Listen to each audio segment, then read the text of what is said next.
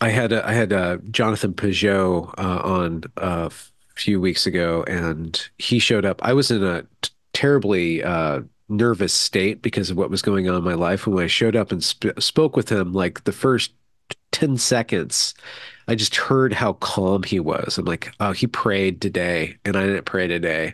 Like I could feel like that connection, the Yeah. depth, the quietude, the fruits of the spirit. Yeah. And the fruits of the spirit are, I think, they're tonal.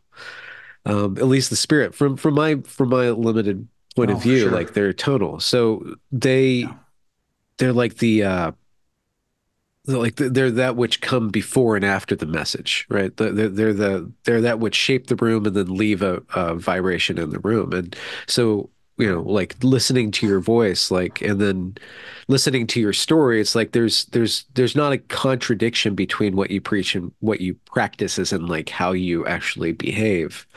And then if you look at wokeness, like they preach one thing and then you see like how they behave, and you're like, oh, this is what you mean by inclusion and peace and harmony. Like, well, what I hear is Yeah. shrill, what I see is disgust and disgusting. Like, and what I smell is disgusting. Like everything you're actually like manifesting is the opposite of what you're preaching. Yeah. Um, Yeah. The aesthetic is it's there's a primacy to beauty. Well, I think this is a sermon I sent to you, but um, one place where I have this conversation with people, especially now, there seems to be a lot of people who are either returning to Christianity, the faith of their youth, or coming upon it for the first time, given all the craziness that's going on. Sort of their kind of liberal political views that sustain them, and they, it's had enough residual Christianity or whatever in the culture to give them enough meaning. That's all collapsing around them, and so they really are seeking, right?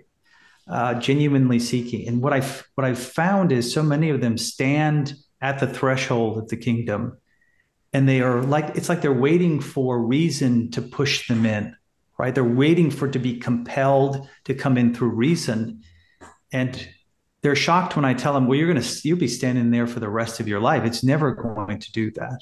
Right? It's there's a leap that has to take place. You're going to have to make a jump into the threshold, or you're going to, I guess it's the language often uses a leap, but rather than being pushed by reason, what you're going to be doing, what's happening is you're being pulled by beauty, right?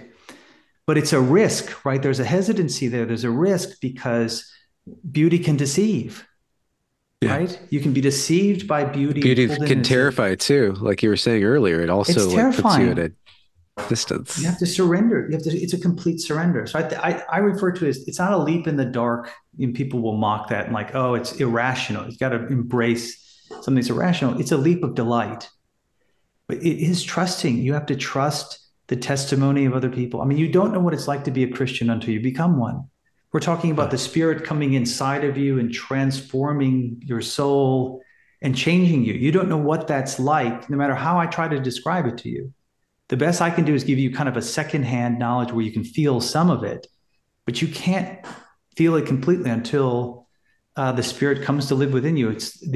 I think I said in the sermon, there's a philosopher, Laurie Paul, who describes it as becoming a vampire, which is kind of a provocative way to say it. But you don't know what it's Yeah. like to become a vampire until you become one, right? There's a major transition that happens, and maybe your friends who are vampires testify to how great it is. They never go back, but they're vampires now. They're not even human anymore. Can you really trust them, right? It's like there's this moment of trust and a taking of a risk and a total surrender that happens, this leap of delight that's essential in order to enter into the kingdom.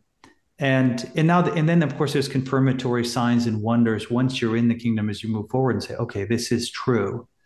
Yeah. Um, but I can't, I've experienced this, but I can only Yeah. explain them to someone else. Until you experience it yourself, you really can't know. And so Yeah. there's a primacy to beauty. And that's not just true about converting to Christianity, by the way. It's true with regards to any kind of consequential decision that you're going to make, because you're never going to be able to reason it all the way down to certainty. It's an impossibility. There's always a risk. Um, and in being a vampire, once you're a vampire, you can't go back. in some Christian traditions, the same is true of Christianity, right? Once you become a Christian, you won't ever want to go back. So it's a one-shot deal. Um, Yeah. so yeah, I think that's like you said. Think of that compared to the shrill, right? Like there, what is the beauty that's drawing them towards that particular worldview, right? That system.